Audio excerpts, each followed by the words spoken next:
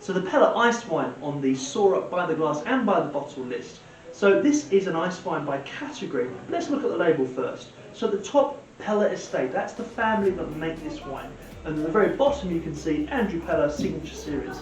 So this is Andrew Peller's signature Icewine, which is also the kind of lead into this category. Icewine is in the middle, which is the type of wine we'll come on to in a minute. Vidal Blanc is the grape variety, so that's the grape variety they use to make this wine.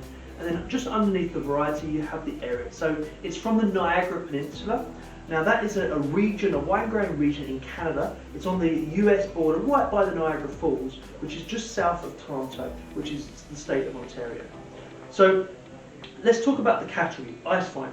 Icewine is a style of wine because of the way it's harvested and made predominantly.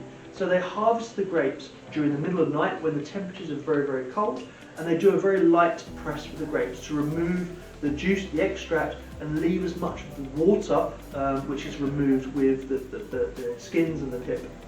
So you end up with a very small volume from of wine from the large bunches of grapes that are harvested, and hence this category is a very premium category, and we tend to only find ice wines in fairly small half-size bottles.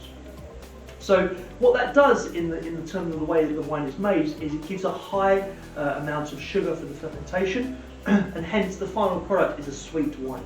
This particular wine is just under 200 grams of litre of sugar, so it's a very sweet wine, around the high 80s, 180s, so it's a sweet wine. But it also has plenty of acidity to pair and balance out the sweetness. So it's about 11% by alcohol on the alcohol scale, but the sweetness and the acidity really complement each other well, and you get a great mouthfeel. So that sweetness isn't overpowering on the wine.